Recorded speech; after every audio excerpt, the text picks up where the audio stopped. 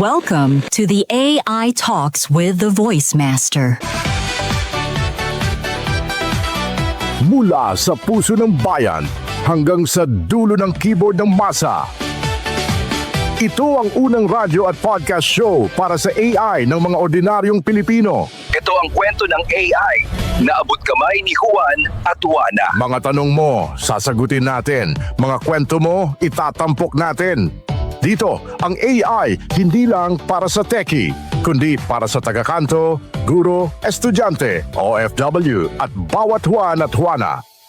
Kasama ang nag-iisang the AI Voice Master of the Philippines, Pocholo De Leon Gonzalez. Ito ang AI Talks with the Voice Master. Hello! Great day! Mabuhay Philippines! Mga ka-authentic innovators! At sa lahat ng ating mga kababayan dito man sa Pilipinas at sa iba't ibang panig ng mundo! Yay! Welcome to the AI Talks with the Voice Master!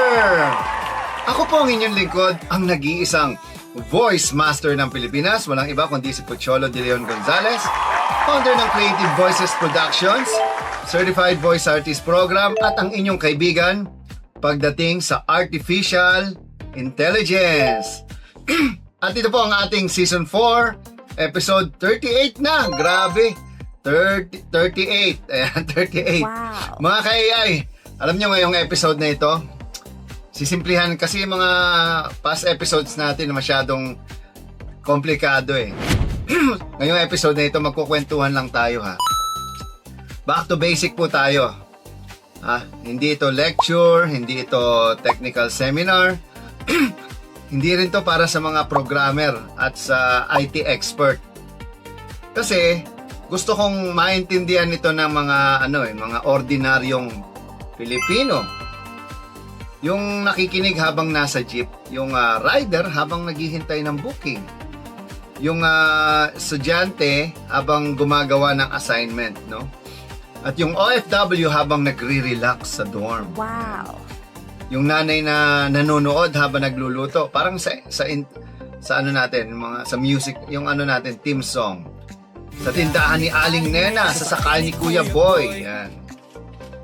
May narinig na usapan, AI daw, di lang laruan. Hoy! Yan. Wow.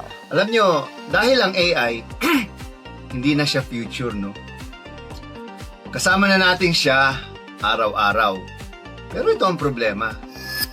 Maraming Pilipino ngayon, no? Kasama na natin siya araw-araw, di ba? Pero maraming Pilipino ngayon, takot sa AI. At minsan, kapag tinatanong mo, bakit ka takot? Abuso, wala. Ay, teka, may kwento ako sa inyo. Meron akong kaibigan. Kaibigan ko naman siya, pero tinanong ko siya. Sabi ko, bro, pwede bang mag-guest ka sa AI Talks? Anong topic? AI, anong epekto sa inyo mga musician? Kasi sa PhilSCAP po ito, no? Yung grupo ng mga musician at mga arrangers, no? Sabi ko, para marinig yung boses nyo, bakit ayaw nyo sa AI? No? Basta ayoko. I hate that topic. Especially, ayoko mag-guest sa show mo. Aba, ito na nga binibigyan ng chance para magpaliwanag. Bakit ayaw nyo sa AI? Paliwanag nyo. Hindi rin nila may paliwanag, no? Nakakatawa kasi, parang, nakakatakot kasi, baka palitan tayo. Baka maging robot mundo. Aminin ko sa inyo, lahat ng mga musician ngayon, imbis na katakutan nyo yan, no? Gamitin nyo. Kasi mas magaling na yung AI sa inyo. Aminin nyo yun. Maraming kayang gawin ng AI kayo. Matagal buwan nang inaabot nyo bago makatapos ng isang kanta. Ito, segundo lang. Yeah? Magiging mas magaling pa kayo. Ewan ko. O kaya dyan sa grupo na yan, good luck na lang sa inyo kung hindi nyo tatanggapin to. Kayo ang kakainin nito. Kaya mga ka-AI, normal lang namang matakot sa bagay na hindi natin naiintindihan eh. Pero yung iba takot kasi naiintindihan nila mas magaling sa kanila. Ganon din naman noon ang internet, di ba? Alam niyo, naalala ko dati, mga early 2000, no?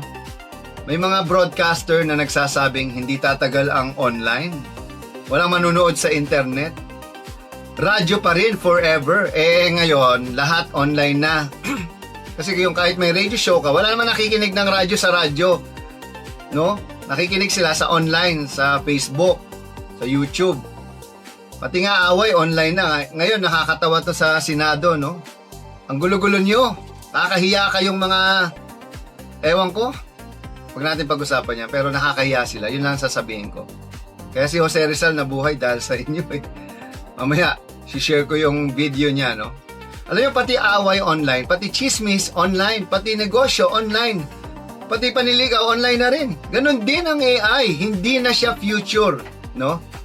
Present na siya. At ang gusto kong maintindihan ninyo, at ang gusto kong maintindihan ito ng masa, hindi lang ng mga experts na andito. Ang dami ring mga bogus expert ng AI. Dati mga AI hater, ngayon expert na sila. O di ba? Bilib din ako sa kapal ng mga mukha ninyo eh. Oh, may nagtanong, Voice Master, ano ba talaga ang AI? Okay, ito na. Pag-usapan natin sa very simple explanation kung ano ba ang AI. Alam nyo, ang AI, lagi ko sinasabi to, parang batang tinuturuan. Ganun kasimple. Kapag may bata, hindi naman agad alam, di ba? Kung ano yung aso. Kailangan mo pa sabihin, "Oy, anak, that's a dog." Anak, aso yan. Paulit-ulit hanggang matuto siya. Ganon din ang AI.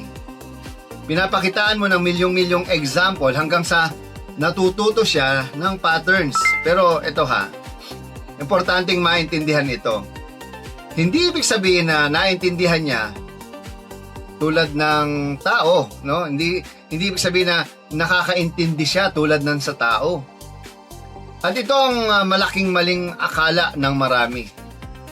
Halimbawa, kapag sumagot si ChatGPT, akala ng tao, "Oh my God, buhay na ang AI." Ako hindi, mga ka-AI, mali kayo. Ano? Hindi buhay ang AI. Hindi siya umiiyak, hindi siya kinikilig, hindi siya napapagod, hindi siya nagdarasal, hindi siya nasasaktan. Again, software siya, software. Napakagaling lang niya talaga sa patterns, no? Parang actor, parang voice actor. Halimbawa, ako bilang voice artist, no? Kaya ko umiyak sa eksena. Pero hindi ibig sabihin, umiiyak talaga ako sa totoong buhay. Kasi performance yun eh. Diba? Oh, diba? Voice acting tawag doon. Ganun din kasi yung AI, no? Napakagaling lang niyang gayahin ang human conversation. Alam niyo, bilang isang voice master, kapag may estudyante ako nagsalita, minsan, isang sentence pa lang, alam ko na agad, pang radyo to, pang anime, pang commercial to, pang magandang texture, mahina ang diction, o diba, ang pangit ng accent. Bakit? Magic ba? Abay, hindi. It's because of experience. Imagine nyo, 30 years na akong exposed sa boses. Wala pa ng bata ako. Ayan, di ka lang kaya. Hanggang sa tumanda na ako. Abay, ang lupit, di ba? Nakakatuwa to Si Shasha, kilala niyo ba ako? Oh, kilala niyo si Babalo. Kaibigan ko yun eh. Ang lupit mo eh. Sabi ko sa'yo, huwag mong sangkalan yung baba ko. Wow. Alam niyo, na-train kasi yung tenga ko eh. Nakakakita ako ng mga patterns. Like yung mga sa voice acting, no? Alam ko yung, "Magandang gabi, bayan!" At sa ulo ng mga nagbabagang balita. Ba, yung, "Bada ba sa langit, nyap? Ang tamaan wag magagalit, nyap." So yun, mga patterns yun eh. Meron akong kwento atin ito. Ito po si Mark Logan, ABS-CBN News. So lahat na naririnig ko, kasi nga may pattern siya. Parang si SpongeBob. Hey, come on, Patrick. I'm SpongeBob. Ay, Hey, how are you, SpongeBob? My name is Patrick.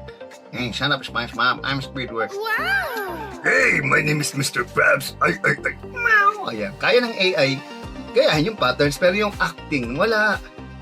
O, kapag, alam mo ganito yan. Kapag pinakain mo ng milyong-milyong voices, yung AI, natututo siya. Parang, mas mataas tono. Ibig sabihin masaya. Mabagal. Diba? Malungkot. malakas, excited, woohoo, ganun. Alam ng AI yan. Pero hindi ibig sabihin, feel niya yung emotion. Kaya, unlike ako, kasi voice acting is the art of becoming. Yung AI, ginagaya niya lang yung patterns, yo. Base yun sa mga patterns. Gets nyo ba? Gets nyo? Ang tanong, bakit biglang sumikat ang AI? Alam niyo, dalawang dahilan yan. Una, mas malakas na ang computer. Tulad nitong ginagamit naming computer, super high-end to. Computer pa lang, almost 350,000 na. Wala pa yung mga gamit. Second, ito, tandaan nyo to, data. At ito ang hindi napapansin ng tao, no? Mga ka-AI. Ikaw mismo, nagtuturo sa AI araw-araw. Oh, ikaw na nanonood ngayon. Kasi alam nyo, tuwing nagpo-post ka, nagla-like ka, nagti-TikTok ka, nagko-comment ka, nagbibigay ka ng data. Kaya minsan nakakatawa eh. Nag-uusap lang kayo tungkol sa fried chicken. Maya-maya biglang pag-open ng Facebook mo, puro Chicken Joy yung ads. Jollibee tsaka McDonald's. Tapos sasabihin mo, nakikinig yata itong cellphone ko. Hindi naman lagi, pero inuunawa ng AI ang behavior mo. Kasi, trabaho niya ang maghanap ng patterns. Teka, ano ba talaga ang intelligence sa artificial, no? Kasi kapag tao, marunong matuto, magdesisyon, mag-solve ng problem, yun, tinatawag natin yung intelligent, matalino. Kapag ang nanay, napagkakasya niya ang budget sa tindi at mahal ng bilihin ngayon, abay, intelligence yun. Kapag ang rider marunong umiwas sa traffic, abay, intelligence yun. At kapag ang estudyante nakahanap ng paraan, kumita kahit mahirap ang buhay. Tulad ko, no, sa 21 years na company ko, abay, iba-iba ng sitwasyon. Kaya ang tawag doon, intelligence yun. Hindi lang IQ ang intelligence, ha? Kasama doon yung diskarte, kasama doon yung, syempre yung emotions, no? Kasama yung experience. Pero ngayon, kapag machine ang parang natututo, abay doon pumapasok yung AI. Pero minsan nagkakamali rin ang AI. Halimbawa, tinuruan mo ang AI kilalanin ng bird. Tapos pinakita mo yung penguin. Abay, malilito siya minsan. Bakit? Kasi iba yung itsura ng penguin. At dito, di ba? Dito natin makikita, hindi talaga niya naiintindihan kung anong ibon. Nag-associate lang siya ng patterns. Parang tao rin minsan, di ba? Humans also rely on patterns. So, paano ba tinetrain ng AI? Alam nyo, kapag nagkamali ang AI, kinokorek siya. Parang estudyante. Kapag sinabi mong, mali ka, bird pa rin ang penguin, abay, nag-a-adjust siya. Unti-unti siyang natututo. Kaya, napakahalaga talaga ng data. Kasi pag mali ang itinuro mo, mali rin yung output. Parang bata rin. Kapag maling values ang itinuro, maling habits siya lalaki. Ito tandaan nyo, ito yung mind-blowing mga ka-AI. Tayong lahat, no? Tayong lahat part ng training ng AI.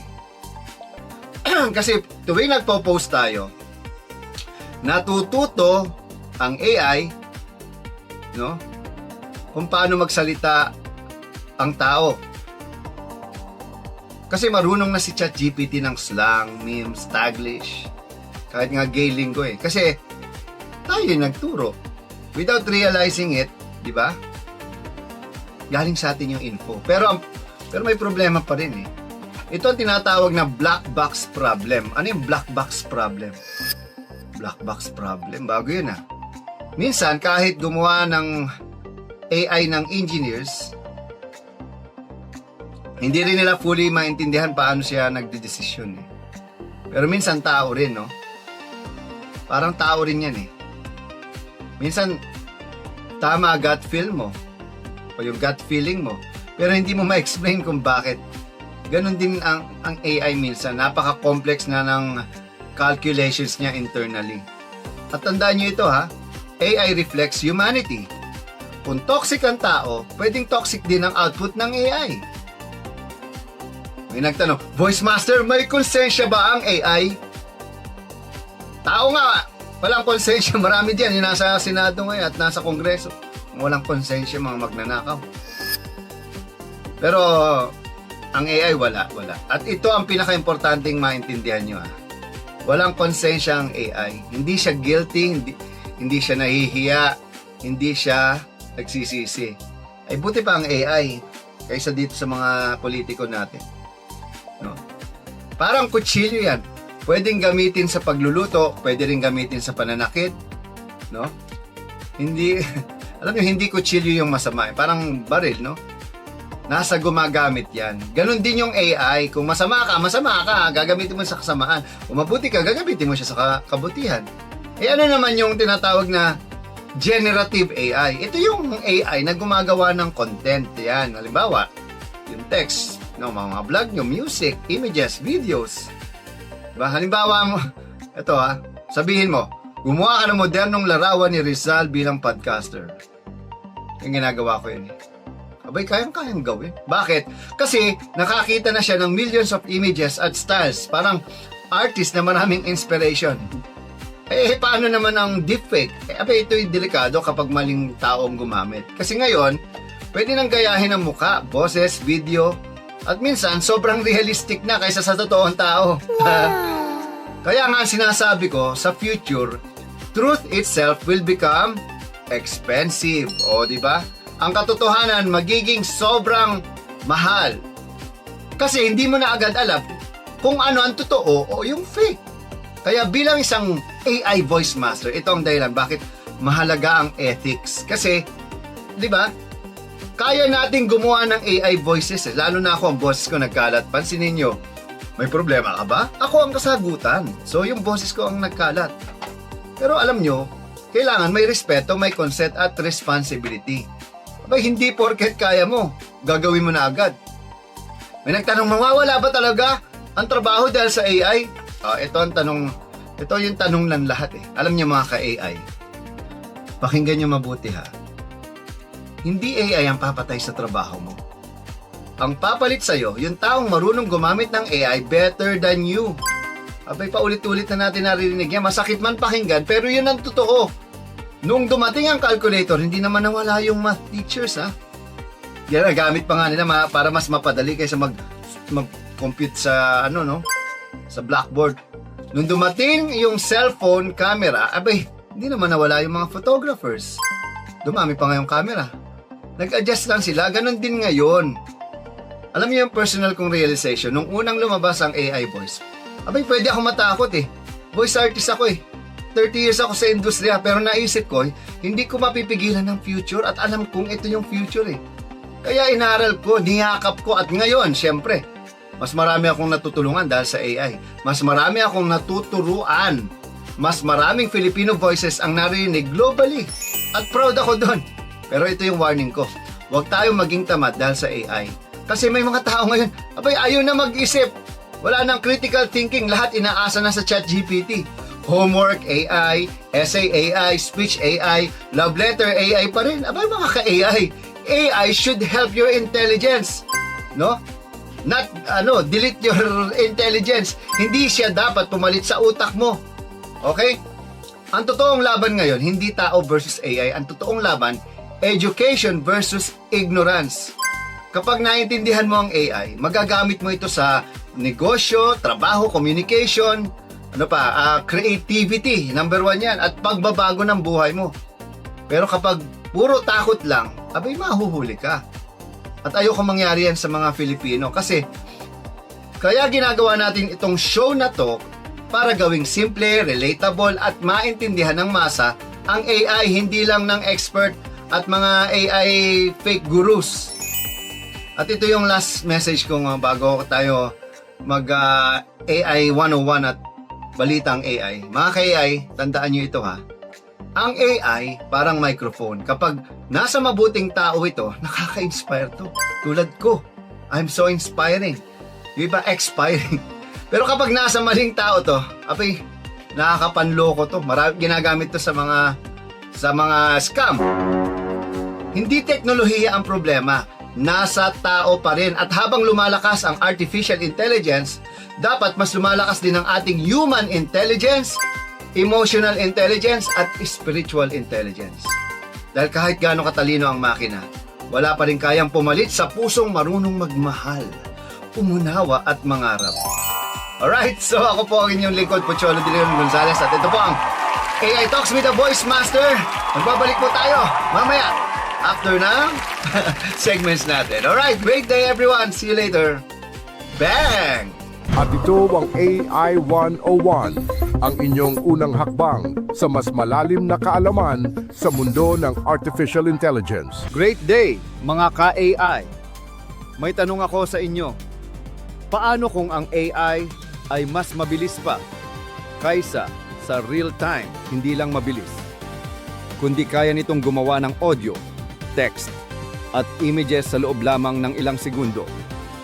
Sa loob ng maraming taon, ang mga AI models ay patuloy na bumibilis, mas accurate, mas capable, mas powerful. Pero ngayon, may bagong development mula sa Microsoft na nagpapakita ng isang malaking pagbabago. Isang bagong set ng models na tinatawag na MAI. Kasama dito ang MAI Transcribe, MAI Voice, at MAI Image. Tatlong system na tumutok sa tatlong mahalagang bahagi ng AI: speech to text, text to speech, at image generation. Simulan natin sa MAI Transcribe. Ito ay isang speech-to-text model na kayang mag-convert ng audio papunta sa text. Ayon sa mga tests, meron itong napakababang error rate. Mas accurate ito kumpara sa ibang models mula sa OpenAI at Google. At hindi lang ito para sa perfect recordings. Sinanay ito sa real-world conditions. May ingay, may overlapping voices, at may iba't ibang klase ng audio quality. Ibig sabihin, handa ito para sa totoong paggamit. Bukod dito, mas mabilis ito kumpara sa mga nakaraang system ng Microsoft. At mas mura rin, na nagpapakita ng isang agresibong strategy sa market. Sunod naman, ang MAI Voice. Ito ang text-to-speech model. At dito pumapasok ang pinaka-nakakagulat na feature. Kaya nitong gumawa ng 60 seconds na audio sa loob lamang ng 1 segundo. Ibig sabihin, 60 times faster than real time. Napakabilis nito para sa mga applications tulad ng podcasts, audiobooks, at voice assistants. At hindi lang speed ang focus nito. Kaya rin nitong panatilihin ang consistency ng boses kahit mahaba ang audio. At maaari ka rin gumawa ng custom voice gamit lamang ang ilang segundo ng recording. Samantala, mayroon ding MAI Image, isang image generation model na kayang gumawa ng high-quality visuals. Mas mabilis ito kumpara sa previous version. At ginagamit na ito sa mga tools tulad ng Bing at PowerPoint. Ibig sabihin, mula sa simpleng idea, kaya nitong gumawa ng visuals para sa presentations, designs, at marketing content. Kung pagsasamahin natin speech, voice, at images, nakikita natin ang isang malinaw na direksyon. Ang AI ay nagiging mas mabilis, mas mura, at mas integrated sa mga tools na ginagamit natin araw-araw. Pero hindi lang ito tungkol sa technology. Ito ay tungkol din sa strategy. Sa loob ng maraming taon, nakadepende ang Microsoft sa partnership nito sa OpenAI. Pero ngayon, unti-unti nitong binubuo ang sarili nitong AI ecosystem. Isang sistema kung saan kaya nitong mag-operate kahit walang ibang kumpanya. Tinatawag nila itong AI self-sufficiency at ang layunin, maging independent sa pag-develop ng mga advanced AI systems. Sa kabilang banda, patuloy pa rin ang kanilang partnership. Ibig sabihin, isang dual strategy, gumagamit ng external models habang gumagawa ng sarili nilang technology. Kung titingnan natin, ito ay isang malaking pagbabago sa industriya ng AI. Mula sa simpleng paggamit, patungo sa kompetisyon sa mismong paggawa ng models. Ngunit mahalaga ring tandaan, kahit gaano pa ka-advanced ang AI, may limitasyon pa rin ito. Ang mga systems na ito ay maaari pa ring magkamali at hindi pa dapat lubusang pagkatiwalaan sa kritikal na desisyon. Kaya ang tanong na ngayon ay hindi, gaano kabilis ang AI? Ang mas mahalagang tanong ay, paano natin gagamitin ang bilis at kakayahan nito ng tama at responsable? Dahil sa huli, ang artificial intelligence ay hindi lamang tungkol sa power. Ito ay tungkol sa tamang paggamit. Ang mga tagapagbalita ng programang ito, sina Ira at Ivan, ay mga AI-generated animated reporters. Bagamat kami ay produkto ng artificial intelligence, ang lahat ng balita, impormasyon at analysis na aming inihahatid ay totoo, beripikado at batay sa lehitimong pinagkukunang sources. Walang fake news dito. Tiwala kaming mas maiintindihan ninyo ang teknolohiya sa pamamagitan ng teknolohiya mismo. Narito na ang mga pinakamainit na balita sa mundo ng AI. Narito na ang balitang AI. Kasama sina Ira at Ivan, Artificial Intelligence News Network.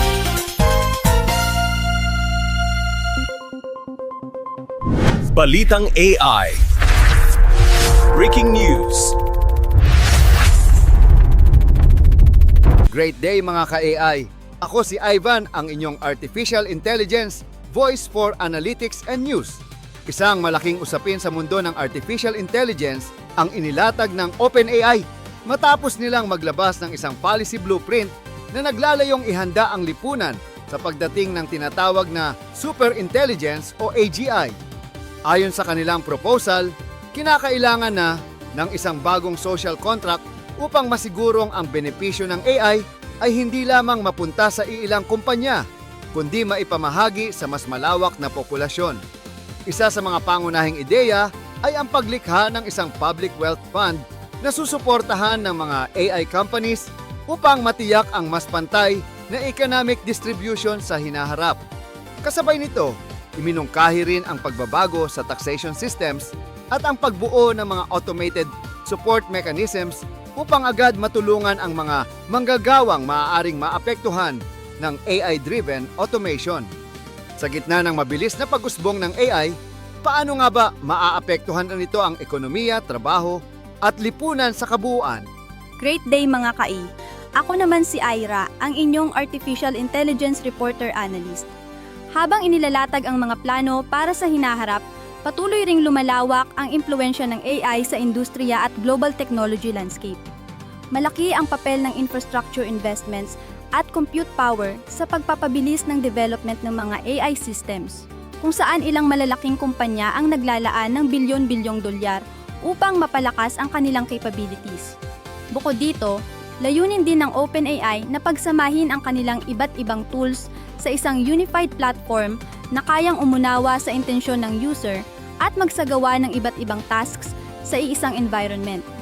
Sa kabilang banda, may mga eksperto rin na nagbibigay babala tungkol sa mga limitasyon ng kasalukuyang AI systems at ang posibilidad na mas komplikado ang pag-abot sa tunay na AGI kaysa sa inaasahan. Dagdag pa rito, lumilitaw na rin ang mga legal at ethical concerns kaugnay ng paggamit ng AI sa mga sensitibong larangan tulad ng batas. Narito ang mas detalyadong ulat. Isa sa pinakamahalagang ideya na inilatag sa bagong policy blueprint ay ang konsepto ng isang modernong social contract para sa panahon ng artificial intelligence. Habang patuloy na lumalakas ang kakayahan ng AI systems, inaasahan na magkakaroon ito ng malaking epekto sa ekonomiya at labor market. Dahil dito, iminungkahi ang pagbuo ng isang public wealth fund na susuportahan ng mga kumpanyang nakikinabang sa AI technology. Ang layunin ng fund na ito ay tiyakin na ang economic gains mula sa AI ay maipapamahagi sa mas maraming tao, hindi lamang sa mga kumpanya o investors. Sa ganitong paraan, maaaring mabawasan ang inequality na maaaring dulot ng automation, at technological disruption. Ipinapakita ng proposal na ito na hindi lamang teknolohiya ang kailangang paghandaan, kundi pati ang social at economic structures ng lipunan. Bukod sa wealth redistribution, isa pang mahalagang aspeto ng proposal ay ang pagbabago sa taxation systems. Sa halip na umasa lamang sa income tax mula sa labor, iminungkahi ang paglipat ng focus patungo sa corporate profits at automated labor outputs. Ito ay dahil inaasahan na maraming trabaho ang maaaring mapalitan ng AI systems sa hinaharap. Upang matugunan ito, iminungkahi rin ang pagbuo ng tinatawag na economic tripwires. Ang mga sistemang ito ay automatikong mag-a-activate ng support programs kapag may nakitang senyales ng malaking disruption sa labor market. Halimbawa, kung may biglaang pagtaas ng unemployment sa isang sektor, maaaring agad na magbigay ng financial assistance or retraining programs ang system. Ang layunin nito ay maiwasan ang matinding epekto ng automation bago pa ito lumala. Habang patuloy ang pag-unlad ng AI, hindi rin nawawala ang mga potensyal na panganib na kaakibat nito. Kabilang sa mga tinukoy na threats ay ang cyber attacks at ang posibilidad ng paggamit ng AI sa pagdevelop ng mga mapanganib na teknolohiya. Dahil dito, binibigyang diin ang kahalagahan ng koordinasyon sa pagitan ng mga kumpanya at pamahalaan upang matiyak ang seguridad. Kasabay nito, ipinapakita rin ng mga proposal na ang mga kumpanya ay nagsisimula ng magposisyon bilang mga pangunahing leader sa paghubog ng AI governance. Sa pamamagitan ng paglalatag ng mga pulisiya at safety measures, nagiging bahagi sila ng mas malawak na diskusyon tungkol sa hinaharap ng artificial intelligence. Ipinapakita nito na ang AI development ay hindi lamang technical na usaspin, kundi isang global strategic concern. Isa sa pinakamalaking driver ng AI advancement ay ang patuloy na pag-invest sa compute infrastructure. Ang development ng mas advanced na models ay nangangailangan ng napakalaking computational resources, kabilang ang data centers at high-performance hardware. Dahil dito, maraming malalaking kumpanya ang naglalaan ng malaking puhunan upang suportahan ang expansion ng kanilang AI capabilities. Ang pagtaas ng investment sa infrastructure ay direktang nagreresulta sa mas powerful na AI systems. Kasabay nito, tumataas din ang demand mula sa users at enterprises na gumagamit ng AI sa kanilang operations. Ang cycle na ito ng investment, innovation, at adoption ang nagtutulak sa mabilis na paglago ng artificial intelligence sa kasalukuyan. Isa sa mga layunin ng modern AI development ay ang paglikha ng isang unified platform na kayang pagsamahin ang iba't ibang functionalities sa iisang system. Sa halip na gumamit ng hiwa-hiwalay na applications para sa coding, writing, at data analysis, layunin ng bagong approach na pagsamahin ang lahat ng ito sa isang environment. Ang ganitong system ay kayang umunawa sa intensyon ng user at magbigay ng mga solusyon na naaayon sa kanilang pangangailangan.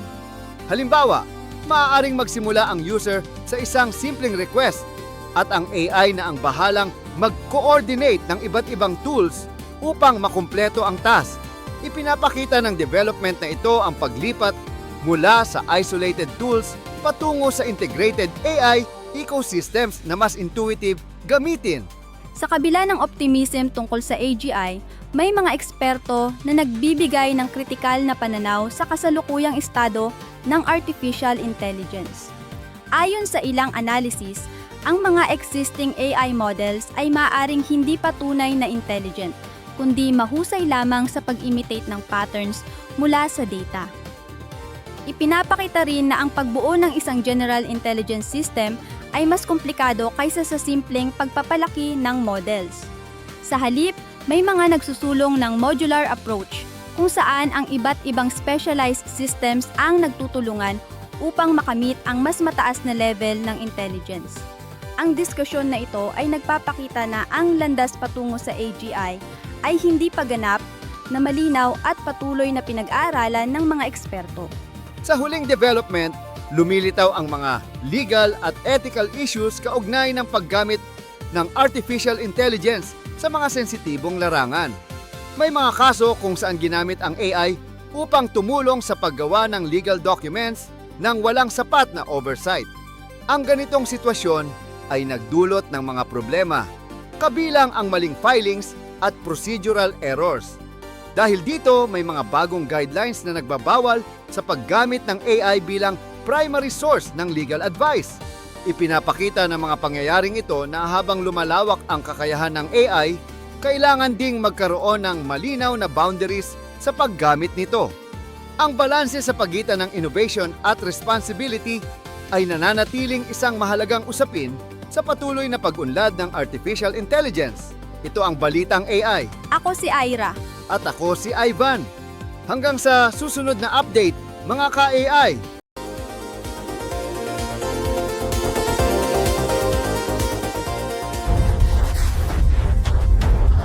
At ito ang Balitang AI, ang kauna-unahang AI News Network sa Pilipinas. Sa likod ng bawat inobasyon, may kwento ng tao. Narito ang segment kung saan teknolohiya ay nagiging personal. Ito ang AI and Personal Interviews kasama sa AI Talks with the Voice Master. Hi everyone, my name is Dante and I'm a solo founder of a startup called Native Stack. I'm based here in Cebu, Philippines. And Native Stack is an AI startup. I build SaaS applications using natural language, using AI. And I have products like LearnLoop, which is an AI-assisted learning tool for students.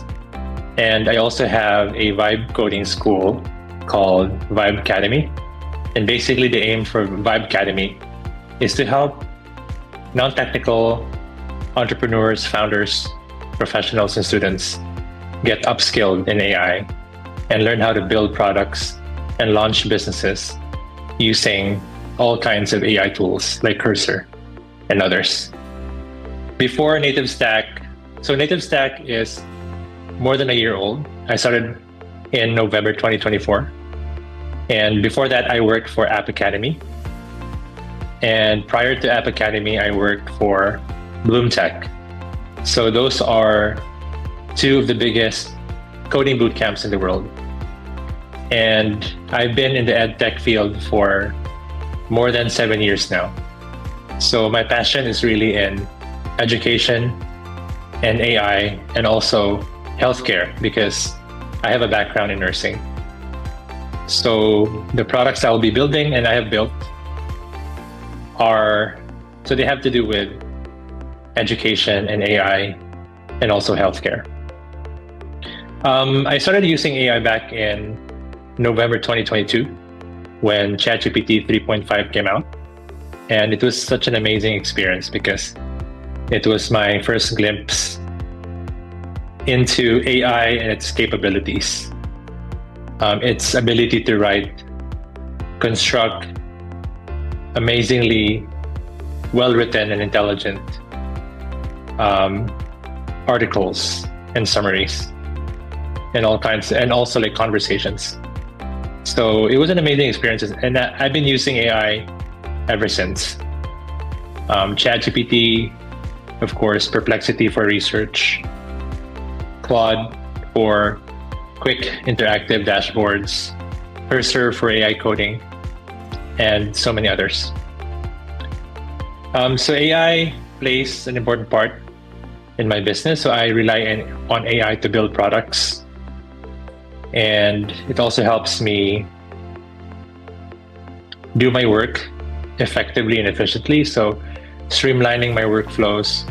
It also helps me build like personal tools that help me function more productively. So the thing I'd like to share about, with others about AI is that I think personally it's important to take a balanced view, meaning being optimistic, but also at the same time being careful and wary about AI because we are all aware about, there are many negative consequences as well.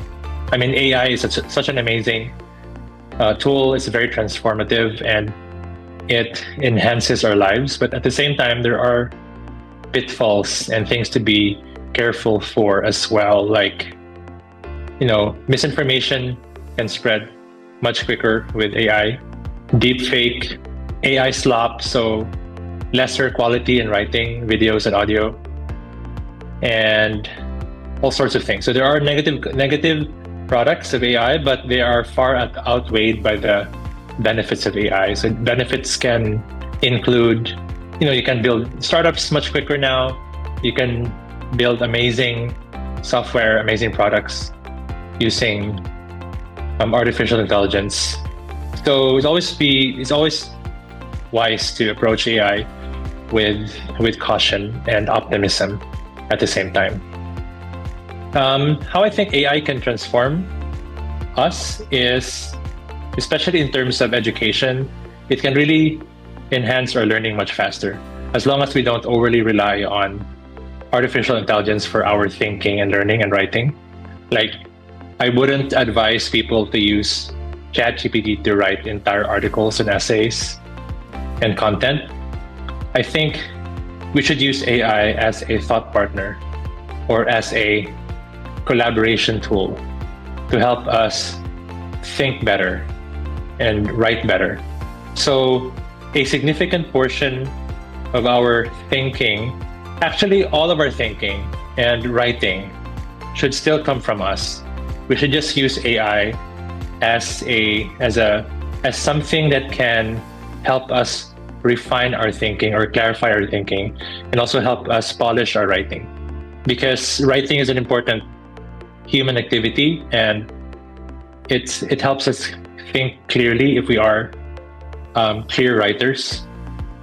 So we should not outsource those fundamental human activities to artificial intelligence. Thinking, writing, speaking should be the core activities we should always do, and AI is just like something that helps us do all of those things better. So in terms of education, definitely AI is an amazing tool. In terms of business, AI lets us start startups much quicker, build products for people, start services, like for example, SaaS applications. I build them using AI, and you can actually just incorporate your startup in the US if you want to target the US market or the European market, or if you want to focus here in the if you want your focus to be here in the country, and of course you're more than welcome to do that as well. But AI opens a lot of opportunities for entrepreneurs and founders, because you need not learn how to code anymore or hire a software developer to build something that's real, like an app. And everything else, education, business, healthcare, law, AI is like so many use cases. It's too many to mention. Final message and advice for everyone watching this is to get excited, because a lot of amazing things are happening as AI evolves, but at the same time to be cautious, because we also want to make sure that AI does not take over our thinking for us and do our writing for us. So we should get excited, but at the same time we should be careful so that we can maximize its impact in a positive way for everyone. So those are my thoughts about AI. Thank you for listening. Okay mga ka-AI, bago tayo tuluyan magpaalam ngayong gabi, balikan muna natin ang ating mga naging usapan, no? Alam nyo, ngayong episode 38, natutunan natin na ang artificial intelligence ay hindi magic at hindi rin halimaw gaya ng napapanood natin sa pelikula. Ang AI ay isang tool, isang napakalakas na teknolohiya na natututo gamit ang data, patterns at human behavior. Napag-usapan natin kung paano natututo ang AI, kung bakit siya biglang sumabog sa panahon natin ngayon, at kung paano tayo mismo ang nagtuturo rito sa pamamagitan ng social media, at kung bakit mahalagang maintindihan ito ng mga ordinaryong Filipino. At higit sa lahat, napag-usapan natin na AI does not replace humanity. Hindi kayang palitan ng AI ang tunay na puso, malasakit, prinsipyo at pagmamahal ng tao. Kaya mga ka-AI, ang tunay na laban ngayon, hindi tao versus AI. Ang tunay na laban ay education versus ignorance.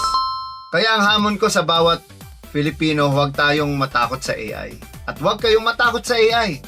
Aralin nyo ito, intindihin nyo, gamitin nyo, dahil ang AI kapag nasa tamang kamay, kayang magbigay ng oportunidad, trabaho, negosyo, kredibilidad at pagbabago ng buhay. At tandaan nyo ito hindi mo kailangan maging programmer para matutunan ng AI. Kailangan mo lang maging bukas ang isip ninyo at handa kayo matuto.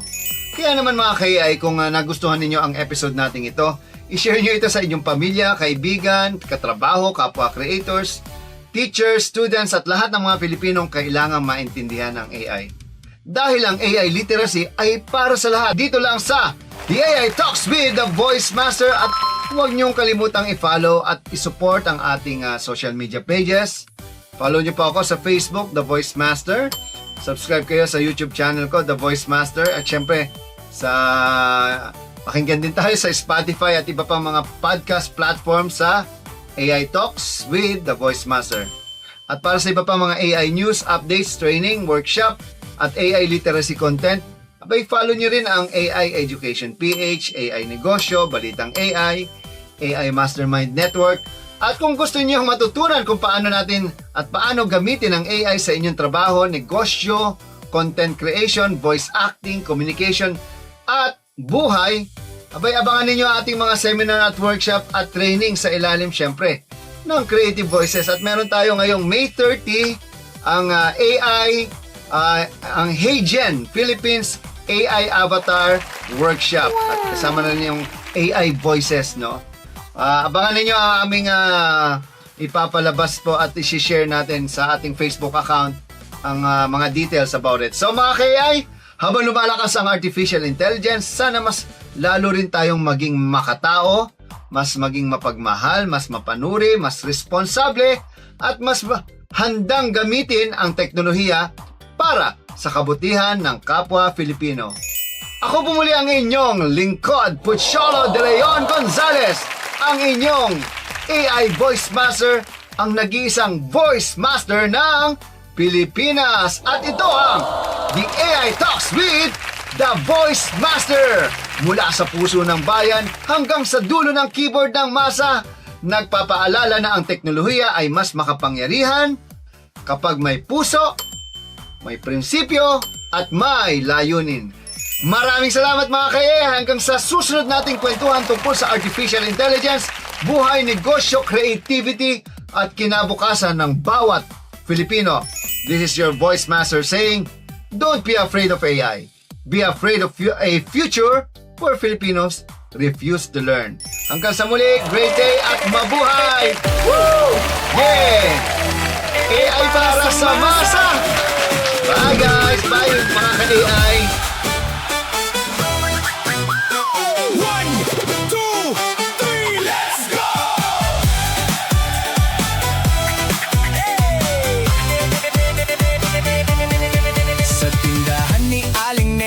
Sa sakayan ni Kuya Boy, may narinig na usapan, AI daw di lang laruan. Hoy, pangmayaman yan, sabi ng tambay sa kanto.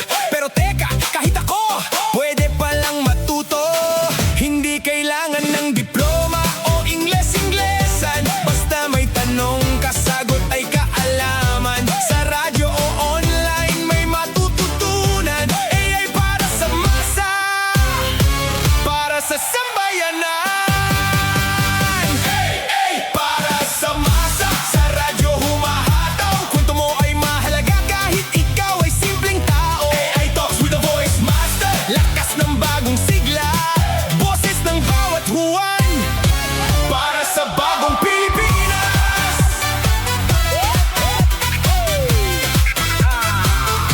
Si Lola Inday nagtanong habang naglalaba, yung AI ba? Pwede rin sa matanda na? Opo naman Lola, gamit mo yan sa negosyo o kahit sa pag-order ng itlog at mantika sa tindahan mo.